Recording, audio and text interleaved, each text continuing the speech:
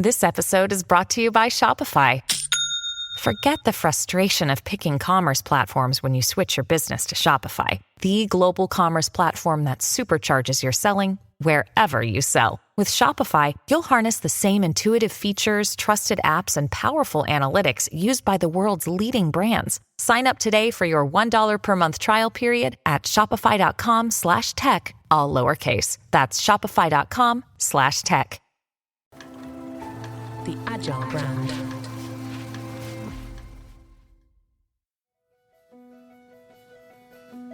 Welcome to Season 6 of the Agile brand, where we discuss marketing technology and customer experience trends, insights, and ideas with enterprise and technology platform leaders. We focus on the people, processes, data, and platforms that make brands successful, scalable, customer-focused, and sustainable. This is what makes an Agile brand. I'm your host, Greg Kihlstrom, advising Fortune 1000 brands on MarTech, marketing operations, and CX, best-selling author and speaker. The Agile Brand Podcast is brought to you by TechSystems, an industry leader in full-stack technology services, talent services, and real-world application. For more information, go to teksystems.com. Now let's get on to the show. It's hard to escape talk of AI these days, but not all AI is the same, and not all of it is safe for large organizations to use. Today, we're diving into the evolving world of generative AI for the enterprise with Sumeet Agrawal, VP of Product Management at Informatica.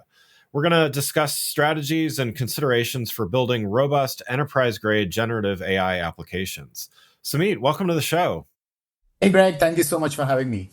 Yeah, looking forward to talking about this with you. Definitely a topic on a lot of people's minds. Like I mentioned, we've talked about this from a few different angles on the show already, but it's just so quickly evolving that it's I think there's just always more to talk about here. Before we dive in, though, why don't we start with you giving a little background on yourself and your role at Informatica? No, absolutely, Greg. And then thanks again for having me here.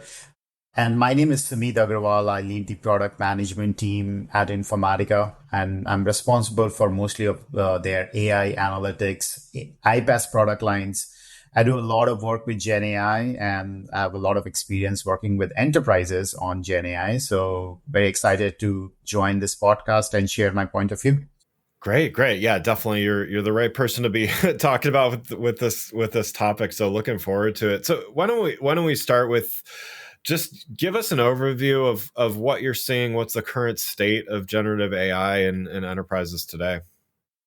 No, absolutely, Greg. Right. So I talk to a lot of enterprises, and most of these enterprises are either implementing something with GenAI, piloting something with GenAI, or something has already been in production. In fact, the number which was just 2% or 3% earlier in 2023, now that number has gone to 55%. When I say 55%, so these are the GenAI projects which are either in pilot or in production. And that is just the stat of last year. And if I fast forward, there is a big prediction that by 2026, 80% of enterprises have either implemented GenAI or they will be in production or they will be at least piloting with GenAI. So GenAI is real. It is something top of mind for many executives. In fact, it's a board level initiative. And recently there was a survey done, and there were around 89% of execs have ranked AI and GenAI as one of the top priority for their organization. So it's a big thing in many big enterprises.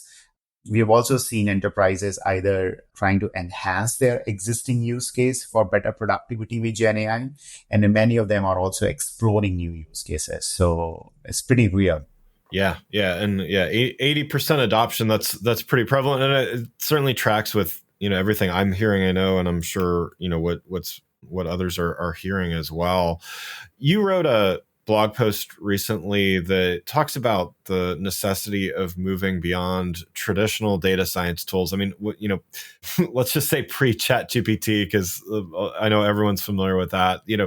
This realm was pretty much relegated to data scientists, and AI was kind of synonymous with with the data scientist and data science tools out there and stuff like that. But you wrote a post recently talking about why we need to not scrap them altogether, but move beyond solely using data science tools when developing generative AI apps. What's the reason for this? What are some limitations, and why look at this in this way?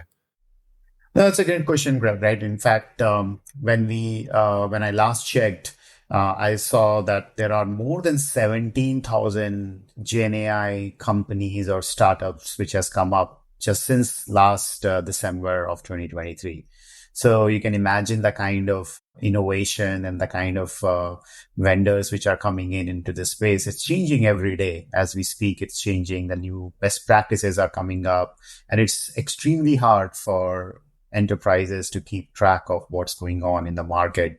And my main reason of saying that you need to look beyond these traditional data science tools is because, especially when you're deploying any technology in enterprises, it's not just about deploying the tech. You also need to deploy it in production with the enterprise grade standard, right? You need the same standard like operationalization, security, governance. You need to be wary of cost. You need to know how easily it can scale, how it can be deployed in a different runtime environment. So all these things are sometimes an afterthought in many of these newer companies or many of these initial, early science tools. And that's where we have seen many of the organizations struggle. They start with something which is shiny and they take these newer tools and very soon they realize that they need all these functionality. And that's where it becomes hard for them to come out of that and really put that in production. So in my opinion, these are some good tools for prototyping and experimenting. But what you need is not a science tool. You need something which can be deployed in production. So just be wary of that. Yeah, and building on that, you, as you mentioned, you work with a lot of enterprise orgs, and where do you see the biggest obstacles in, is it related to kind of the tooling, and but where are you seeing some of the biggest obstacles in kind of adopting Gen AI? Yeah, I think it's definitely tooling is one of the big aspect, but there are other issues, right? Like, for example, if you are building a Gen AI projects within the enterprises, the first thing I see most of the enterprises struggle is the skill set gap. As I was sharing you before, right? There are 17,200 startup which just came out. How hard it would be for enterprises to really keep up with all the newer things which comes up in Gen AI, all the new best practices and everything.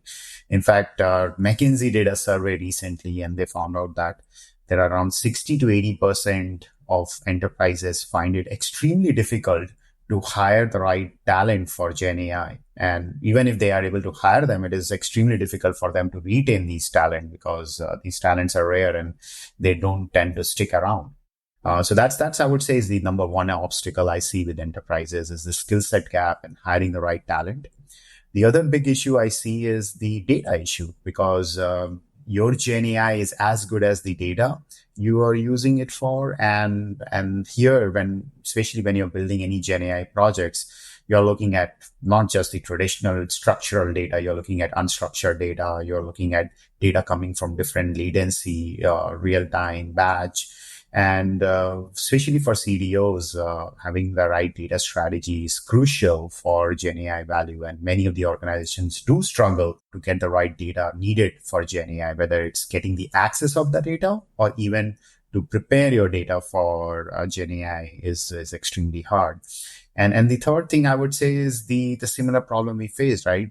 Like many of the organizations kind of pick up a smaller tools or a science tool and they start facing issues with enterprise-wide adoption, where we see that there is a survey which was done recently, which says that 80% of your projects will fail, like won't go beyond POC. And that is because of the lack of enterprise-wide standards, right? You don't have a good standard for model building, training, deployment, monitoring.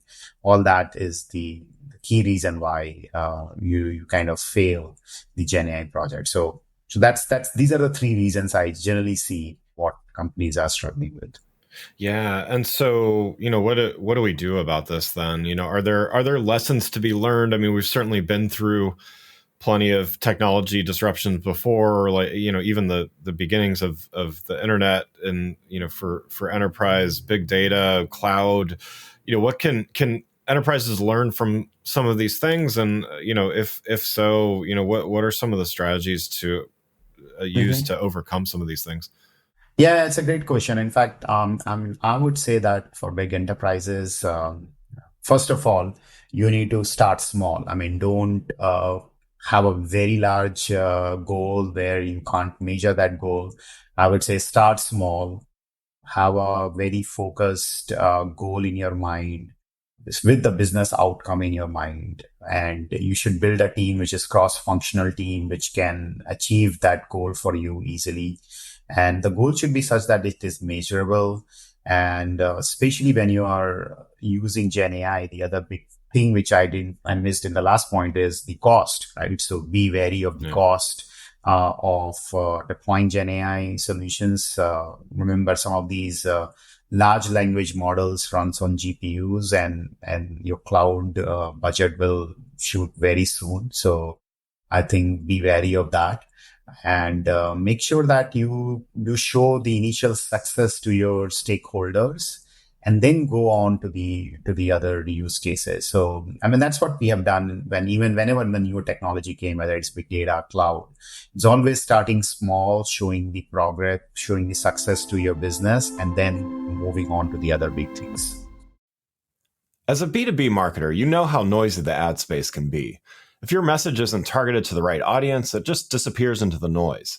With LinkedIn ads, you can precisely reach the professionals who are more likely to find your ad relevant. With LinkedIn's targeting capabilities, you can reach them by job title, industry, company, and more. Stand out with LinkedIn ads and start converting your B2B audience into high-quality leads today. LinkedIn ads allows you to build the right relationships, drive results, and reach your customers in a respectful environment. You'll have direct access to and build relationships with decision makers, 1 billion members, 130 million decision makers, and 10 million C-level executives. You'll be able to drive results with targeting and measurement tools built specifically for B2B. In technology, LinkedIn generated 2 to 5 times higher return on ad spend than other social media platforms. You'll work with a partner who respects the B2B world you operate in.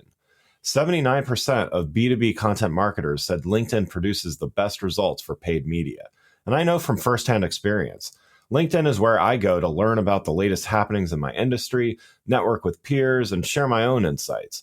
It's been a critical component of how I stay informed to make better decisions. Start converting your B2B audience into high-quality leads today. We'll even give you a $100 credit on your next campaign. Go to linkedin.com/agile to claim your credit. That's linkedin.com/agile. Terms and conditions apply. LinkedIn, the place to be, to be. And so, one of the things that I think not only has made generative AI so popular so quickly, but also I think one of the powerful things about it is that it is kind of a democratizing technology. I mean, just about anybody can, go onto ChatGPT or Google Gemini or similar platforms and do something with it, right? So, consumers, in other words, can even do something with these technologies. But as we know, there's a big difference between what works for consumer or even, small business and what works well in the enterprise. And so, I want to talk with you a little bit more about some of those distinct things that the enterprise really needs, and, things like scalability, security, privacy, all those things. I'd like to start with scalability, which is certainly an issue, even if you're doing a proof of concept or a pilot project or something. It's, scalability is always going to be an important aspect. So can you elaborate on, what are some of the strategies for ensuring that a Gen AI application can scale effectively within a large organization? Yeah, no, it's a great question. And that goes back to the point we were making, that Whenever you deploy a Gen AI solution, don't think of it as a science tool. Think of this Yeah. as an enterprise solution, right? And the reason why you have to think about it as an enterprise solution is because scalability is very important, right? And when we talk about scalability, I think the first thing, very first thing is the infrastructure and architecture you pick. So you need to be very wary of what kind of infrastructure you pick, right? Which kind of cloud ecosystem you want to pick. And many organizations have a relationship with some of the cloud vendors, whether it's AWS, Azure, Google. So make sure that you pick the right infrastructure, which gives you the right scale as well as the discount you are looking for in terms of your cost. Then the other big important thing is that how are you doing your model optimization? I mean, how are you using your GPUs, etc. So be wary of that. Deploying it on containers, making it serverless. All these are the important strategies you have to make. Generally, if everybody start deploying it on their own and they don't do any kind of reusability, then your cost will definitely go for you will definitely have a cost overrun issue. So having scalability deployment with containers, Dockers, having serverless as your architecture is an important part of it. Cost management, as I said, is important, like having a good strategies of cost management, which can help your overall on your scalability is important. Governance is important, like who is using it, how many people have access to the Gen AI solution is important, and how you govern it is an extremely important. And last and not the least, I think reusability is extremely important. I think before you need to build a reusability framework at every level so that anything which is built by your team is being reused across the board, so that not everybody start building their own language model or any of the modeling aspect. They kind of first see what is available and then start building on. Yeah, I mean, along those lines, like in your experience, I mean, I think most even if they're not a CIO or in an engineering team or data team, most people are familiar with the concept of cost for storage and data and stuff like that. Or is Gen AI adding with GPU usage, all that stuff? Is it adding another layer of complexity? Like are most people that you're talking with in the enterprise kind of aware of the cost structure or the cost structure differences? There's a lot of, for instance, like chief marketing officers and people listening to this show that, again, very familiar with cloud in a sense and stuff like that. But is it a lot different? Is it a little different? What are your thoughts there? Yeah, so it is definitely going to add another layer of cost in your overall budget, right? Because remember, first you were doing, when you were doing your digital transformation, you were moving from your data centers to cloud. And when you had a good FinOps strategy on how to use containers or how to use your EC2 instances to get your better cost. Now, when you start deploying your Gen AI solutions, now you have to think about how will you deploy these language model or large language model. And some of them tend to be extremely expensive. And like say, for example, if you go and deploy Azure OpenAI solution in your private interface, it is going to cost you. And then if you try to do, like, generally the just deploying the vanilla LLMs is not going to help you. Sometimes you need to fine tune it or on top of your vanilla models with your enterprise data, and that tends to be even more expensive. So yeah, having the right strategy on how to deploy these models, how when you are doing fine tuning, what kind of right infrastructure to use, who should have access to, because if you're using, for example, public Gen AI solutions, then how much query you are making is going to cost you based on that. So who should have access to your Gen AI solutions also makes a huge difference on your cost. So yeah, all these are the different factors which you have to look in when you are deploying your Gen AI solutions, especially in terms of cost. And so, I think most of us have been through some of the changes with consumer data privacy, starting essentially with GDPR, and I know there's quite a few regulations here in the United States as well as elsewhere in the world. It looks like we're basically going to be going through similar things with AI, and it appears like Europe is kind of leading the charge again here, but elsewhere in the world is going to quickly catch up as well. How can enterprises ensure that the Gen AI applications they're currently working with are, keeping these things in mind? Again, anyone that's been through the GDPR and CCPA and all those things with consumer data privacy know that these things are often start out a little, let's call it ill-defined, but get more defined over time. So, what's your recommendation there, and just, building something that's going to be able to comply with something that is kind of a work in progress right now? This is a extremely important question and an extremely important area for any enterprises to look into. That having a right governance standard is extremely important. In fact, I'll tell you a story where we have released a feature within Informatica which helps customers to build their own. It's something where you can use a chat prompt to actually build Informatica solutions, and we have seen customers asking a lot of questions around how you train your models, what kind of compliance you have used, and all that is extremely important. So I think I'll give few tips which I kind of learned from my customers, speaking to my customers. I think the first thing is establish a clear ethical guidelines, right? Like what kind of guidelines you want to align with. You mentioned GDPR, CCPA, all these are the different regulatory compliance, and you need to stay updated with these regulatory appliance. They keeps on changing, so make sure that you are keeping up to date onto these compliance. You need to also build a robust governance framework to oversee development and deployment of AI applications, which means however your engineering team or your AI team is, how they're building these Gen AI solutions. You need to build a framework to see how they are building it, what kind of data they are using for training.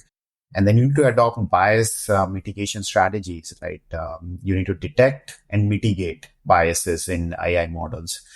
And you need to build a framework which can actually understand that, hey, this data which is getting trained here, it is biased. It doesn't represent everybody here. And it doesn't have or your algorithm which you're using is not doesn't have the full fairness. So you need to build that mitigation strategies and also the bias framework, identifying the bias framework. And then also engage in stakeholder consultations, right? Where you need to have a diverse set of stakeholders in your AI development process to gain the wide range of perspectives. You cannot have just stakeholders with, for example, only males there. You need to have stakeholders which kind of is more diverse in different angle. You need to provide training and education to everybody who is using AI, especially on ethical AI. Yeah, you need to do that. And then finally have a monitoring and auditing framework which can monitor how well are you doing in this area, and especially on the ethical and regulatory areas. And then how you can conduct regular audits to identify and address any issues promptly. So these are some of the strategies many of the organizations are taking to be very fair and to have this kind of AI governance in play. Yeah. And, as you mentioned, there's a lot of organizations that have already, started down this path. There's many more that are starting down this path. Mm-hmm. As an organization is looking at, let's say they have a pilot project or two, or even some fully functioning apps out there. What's there's always a tendency to kind of reach for something brand new versus maybe build on the existing. What would your advice be? I mean, obviously knowing that there's a lot of use cases out there, but how should organizations be thinking about kind of creating net new applications and use cases for Gen AI versus kind of building on existing ones? What should guide them? No, it's an important thing, especially when you are getting started with Gen AI. Is one of the very big dilemma many companies have is shall I enhance what I already have, or shall I look for a newer use cases? And I think my answer is very simple, right? I think it all depends upon in how mature you are as an organization in your Gen AI practice, how good is your team, how aligned your stakeholders are on this, right? And especially if you are starting new with Gen AI, I think my approach is that I mean, always start with enhancing your existing use cases because your existing use cases is already being bought by your business has blessed it. Now, if you can make it more efficient and more automated, now, there's nothing like it. And it helps you to manage your risk. It helps you to show your easy win to your organizations, control your cost because many of that framework is already built. And then once you have a solid understanding and operational base with Gen AI, then you can start exploring with the newer use cases to drive innovation and capture additional market opportunities. But if you start everything from brand new, it will be difficult, first of all, for you to get the buying from your business and then to show the value it is adding up, right? So I always tell my customers that take something which you already have and see how you can enhance it and move on from there, right? And you'll definitely see a big success with that strategy. Yeah, that makes sense. Just to talk a little bit about, since you have a good purview of not only what's current state, but as well as what's ahead. And I know you mentioned some statistics about just how fast organizations are adopting these things. What do you see as far as what's ahead in the months and years to come with generative AI? What would your predictions be for the months ahead? Yeah, so I think, in my opinion, Gen AI will be widely adopted across industries. I mean, today, many of the industries are either experimenting or piloting with it, but I definitely see that in the next few years, it will be widely adopted across industries, whether you're in healthcare, finser, retail. I mean, you will see that it will be widely adopted and it becomes a commodity. I mean, it's just like today, if you go to internet and search, I mean, it is not like a big deal, right? I mean, in the few Right. years, I mean, many decades back, it was such a big deal of using internet. So in my opinion, it will be widely adopted. It will become a commodity. There will be a lot of advancement in creativity and content creation with Gen AI. I mean, in my opinion, a lot of things will change with Gen AI coming into picture on the content creation and creativity side. And I kind of think of Gen AI to be something like a human assisted tool. Like I would think human and AI collaboration will change with Gen AI, and there'll be more and more. Gen AI will become like a co-pilot for human for collaboration. And then, as we discussed, right, with all these things, there are two things which also will change: is how you do ethical and regulatory frameworks. There will be more and more of such things will come up. Every countries will have something on their own, and if you are adopting to it, you need to comply to some of these regulatory and governance policy. And since Gen AI is always cost sensitive, so there will be definitely a cost angle. I see that more than large language model will also come into picture. I mean, it's already there. So whether it's small language model or just the language model, those will also be more prominent in the next few years. So overall, I believe that there'll be a big adoption of Gen AI, and it will become more and more mainstream in the next few years. Great. Yeah, we'll have to have you back on the show to follow up on a few of those things as well. But yeah, no, exciting stuff. Well, thanks so much for joining today. One last question before we wrap up here.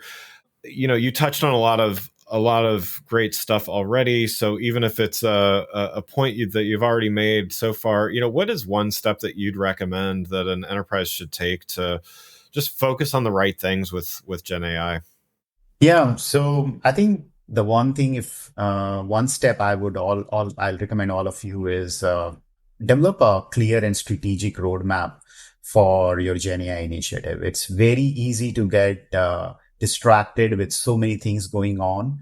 But in my opinion, start small, take a very business outcome focused use case and see how it can add value to your existing businesses, and establish a framework which can give you, which can measure the success of your use case, and also think about investing in ethical governance. I think these are all the different things you can do to get started with Gen AI. And once you see the success, then scale beyond your existing use cases. So that would be the one thing I would recommend all the enterprises listening to this podcast to take back on it. And Greg, again, thank you so much for having me on the show, and it was a pleasure talking to you. Yeah, it was great talking with you. Again, I'd like to thank Sumeet Agrawal from Informatica for joining us today and sharing his expertise on building enterprise-grade generative AI applications. You can learn more about Sumeet and Informatica by following the links in the show notes. Thanks again for listening to the Agile Brand, brought to you by Tech Systems. If you enjoyed the show, please take a minute to subscribe and leave us a rating so that others can find the show more easily. You can access more episodes of the show at www.gregkihlstrom.com. That's GregKihlstrom.com. While you're there, check out my series of best-selling Agile Brand guides covering a wide variety of marketing technology topics, or you can search for Greg Kihlstrom on Amazon. The Agile Brand is produced by Missing Link, a Latina-owned, strategy-driven, creatively fueled production co-op. From ideation to creation, they craft human connections through intelligent, engaging, and informative content. Until next time, stay agile. The Agile Brand.